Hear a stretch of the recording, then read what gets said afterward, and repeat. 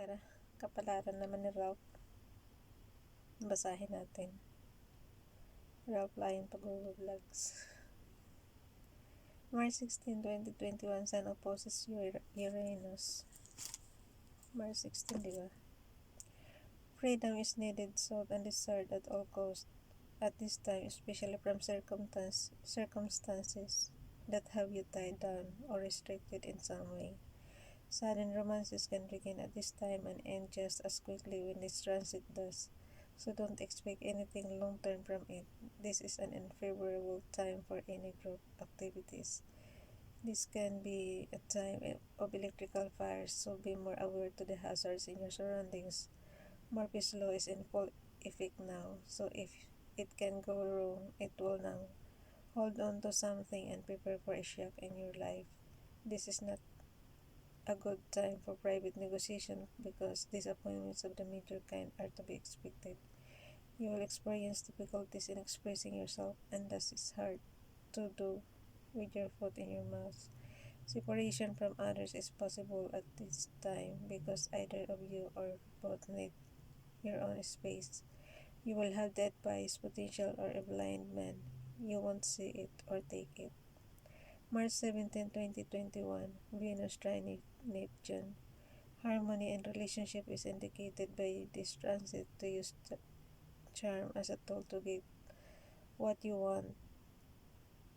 Soul connection with others will be very strong and powerful now, or you can experience a psychic rapport with others in your environment. Visionary business practices pay off very nicely now. So introduce new ideas to someone, they will be well received now. This is a highly favorable time for romance, or this can be a highly creative time. Mesmerize others. With your magnetic presence, romance can take place at a distant place, or while traveling. There will be a strong intuitive awareness of other people's moods and feelings that will be very much on target. March 18, 2021, Mercury opposes Jupiter.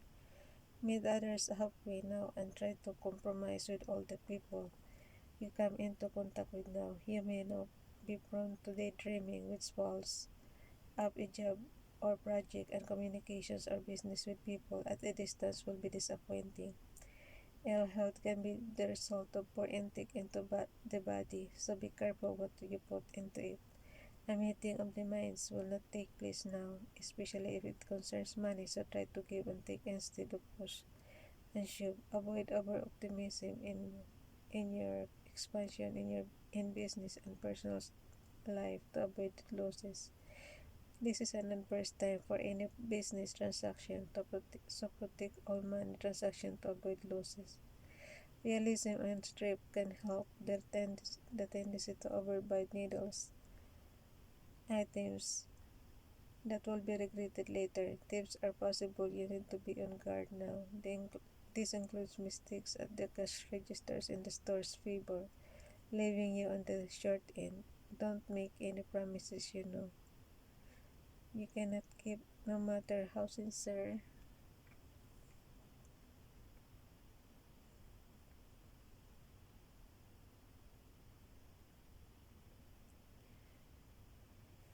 You cannot keep, no matter how sincere they are. A time of confusion and exaggeration surrounds you. Ayan nakalagay guys, don't make any promises you cannot keep, no matter how sincere they are. A time of confusion and exaggeration surrounds your life, and you may receive misinformation about something or little white lies disguised as truths. White lies daw. Confirm appointments can be cancelled or postponed, and meetings and communication should be left for another time. If you have to travel, remember your mind isn't on what's going on, so if you can make the trip at more favorable time. If you have so another time, if you have trouble, remember your mind isn't on what is going on, so see if you can make the trip at a more favorable time. Hanggang 18 na muna guys, at sobrang lamig na. Hindi ka tutulog na tayo. Bye everyone. Anong oras na? 1:25. Bye bye.